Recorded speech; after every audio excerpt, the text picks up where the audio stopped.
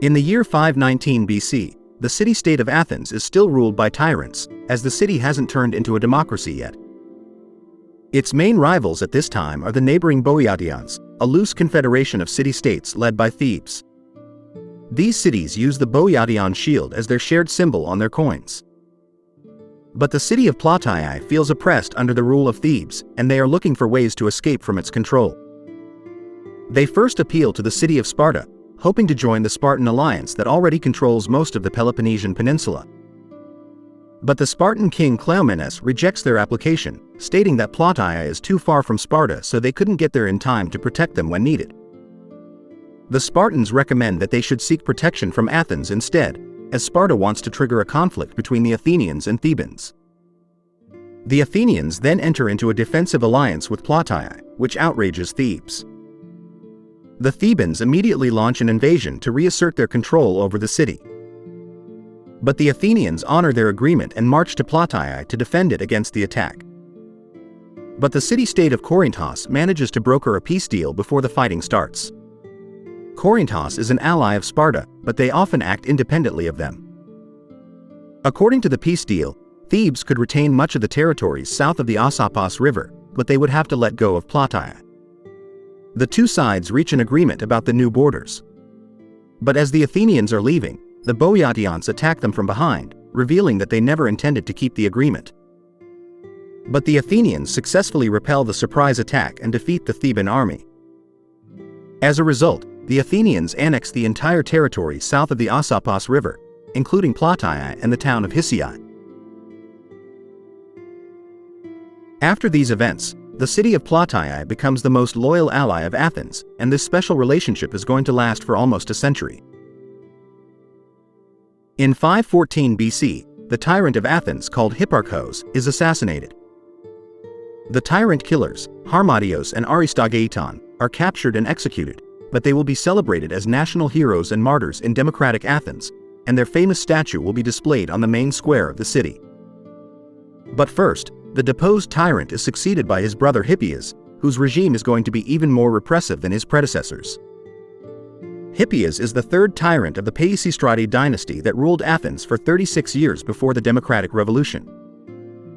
The main rivals of the Peisistratides are the Alkmaionides, another noble family of Athens that was exiled by the tyrants. The Alkmaionides are going to be the leading family of democratic Athens. The exiled Alkmaionides set up their base at the fortress of Laipsidrion next to the town of Paeonidae, at the foot of the Parnes Mountains. They are planning to use this place to take back power in Athens. But the Peisistratides attack the fortress, and after a successful siege, the Alkmaionides are expelled from Attica. The Alkmaionides then change their strategy and bribe the oracle of Delphi to proclaim to every visiting Spartan that it's their divine mission to liberate Athens from its tyrant. As a consequence of this, the Spartans launch a naval expedition led by Onchimilos to oust the Athenian tyrant. Unlike most Spartan campaigns, this one is not led by the Spartan king, and the army doesn't march to Athens on land. But the Athenian tyrant prepares for the attack by making an alliance with Thessalia, a region known for its rich aristocratic families and their horses. Together with their allies, the Thessalians control a large part of ancient Greece. The Thessalian king Kineas of Candaia agrees to lead an army with 1,000 horses to help out Athens.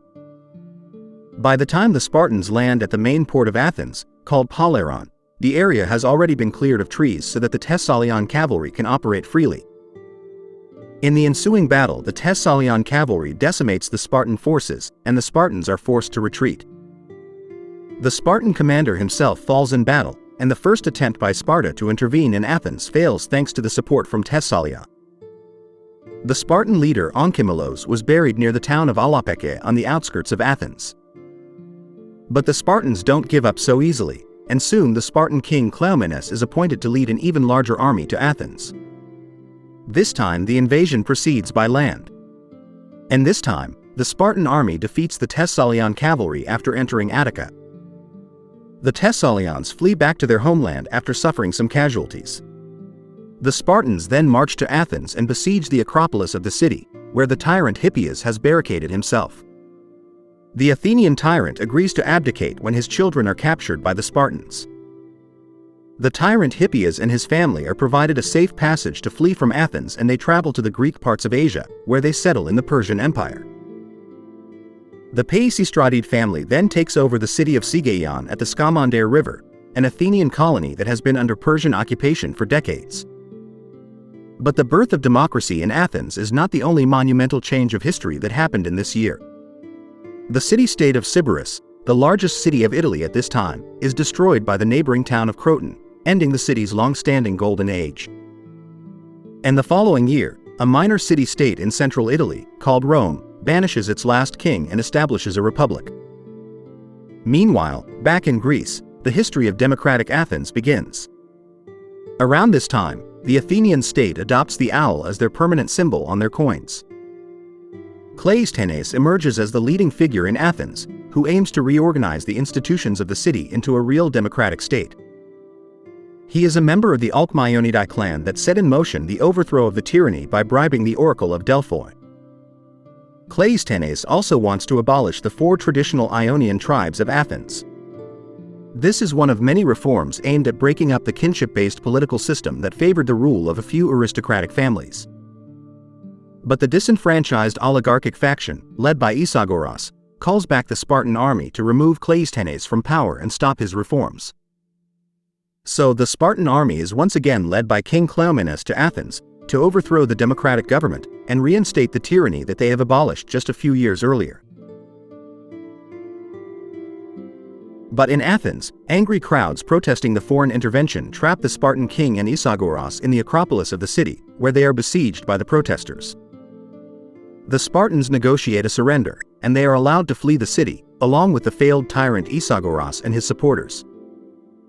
The Spartan king Cleomenes and the exiled Athenians then take over the town of Eleusis.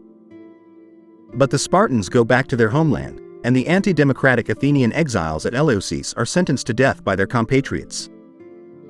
Cleisthenes returns to Athens, and his reforms are implemented. This is the true starting point of Athenian democracy. After the failed military intervention, the relations between democratic Athens and oligarchic Sparta reach a low point, and both sides prepare for war. The Athenians even send envoys to the Persian Empire, where they request help from Artapernes, the Persian governor at Sardis, who rules over most of the Greeks in Asia. But the Persians would only send help if Athens gave up its freedom and joined the Persian Empire. Meanwhile, the Spartans organize a large military alliance against Athens that includes not just their own subjects but also the Boeotians led by Thebes and the city-state of Colchis on the island of Euboea. The Spartan king Cleomenes launches his third intervention to overthrow the Athenian government, this time in an attempt to restore Isagoras as tyrant. On the border of Athenian territory, the Spartan king ends up destroying the sacred gardens of the Athenians while preparing for the invasion of Eleusis, one of Cleomenes' many sacrilegious acts. The Spartan army then attacks the town of Eleusis, entering the Athenian region of Attica from the west. The Boeotians capture the towns of Hysiae and Oinae as they enter Attica from the northwest, while the army of Colchis comes in from the northeast and begins ravaging the Athenian land there. The 3 axes of attack cover all 3 main entry points into the Athenian region of Attica. The young democracy of Athens has to decide which invading army to deal with first, as they can't fight a 3-front war. So the Athenians first march to Eleusis to confront the Spartans and their Peloponnesian allies. But Corinthos, a city allied to Sparta, refuses to engage the Athenians in battle, considering the campaign to reinstate tyranny in Athens unjust. The rest of the Spartan allies depart too, and the Spartan invasion is called off.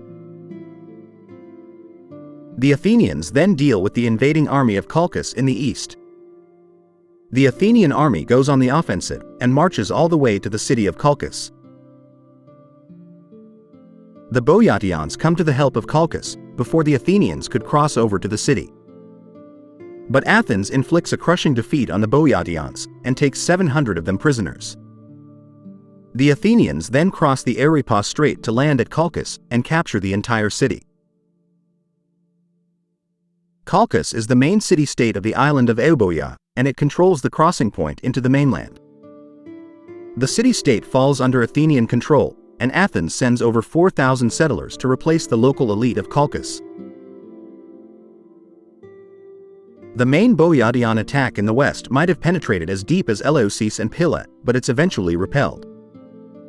The combined forces of the anti-Athenian coalition weren't enough to crush the democratic revolution in Athens. Instead, the war ended up proving the effectiveness of the new democratic system. The new government of Athens even expanded its borders compared to its pre-war territories. After losing the war, the Thebans realized that their city and its allied towns in Boeotia are not powerful enough to counter Athens on their own. So for their next invasion, the Thebans recruit to their cause Aegina, a rich island and city-state off the coast of Athens. Aegina sends a fleet to attack Palairon, the main port of Athens, and devastates the surrounding areas. Athens is planning a counter-offensive against Aegina, but the invasion is postponed when the Spartans start their new offensive. The conflict between Athens and Aegina will reignite 15 years later, when Aegina will side with the invading Persians. The Spartans decide to recall the original tyrant of Athens, Hippias, who settled in Sigaion in Asia after the first Spartan intervention in Athens deposed him. Hippias hopes that the Spartans are going to restore him to power now. The Spartans hold a meeting led by King Cleomenes to discuss reinstating the deposed tyrant Hippias in Athens. The Spartans want to completely undo the democratic revolution they inadvertently triggered by removing him a few years earlier. All the Spartan allies from the Peloponnesian Peninsula are invited to the meeting. The Spartan king gives them a speech to justify his plan. Allies, we have acted wrongly, for led astray by lying oracles, we drove from their native land men who were our close friends.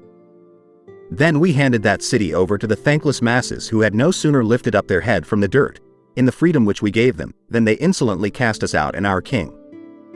And now they have grown powerful and exalted with pride, as their neighbors in Boeotia and Colchis have already learned. But the city-state of Corinthos once again refuses to support the intervention, due to their negative experiences with their own tyrants in the past. So the invasion is cancelled. This was the fifth attempt by the Spartans to intervene militarily in Athenian politics. First came the failed naval expedition of Onkemelos, then the successful overthrow of the tyranny of Hippias by Cleomenes, two failed attempts to create a new tyranny under Isagoras, then finally the aborted mission to restore the original tyrant, Hippias. Sparta and Athens make peace, but in the long term the two states are on a collision course. Sparta realized it too late that overthrowing Hippias would backfire. As Herodotus describes it, the Spartans realized that if the Athenians remained free, they would be equal in power with themselves, but if they were held down under tyranny, then it would enfeeble them, and they would be ready to be ruled. Hippias, the exiled tyrant of Athens, is offered the rule of Iolcos, a coastal city of the Thessalians, but he doesn't take the offer. In the neighboring region of Macedonia, Hippias is offered to rule the city of Ontamus by the Macedonian king Amyntas I, but he doesn't accept this proposal either. So Hippias returns to his original place of exile, the city of Sigaion on the Hellespontos, where his family will keep ruling as tyrants. But soon he starts courting the Persian regional governor at Sardis, called Artapernes. He wants to get Persian military support from Artapernes that would help restore him to power at Athens.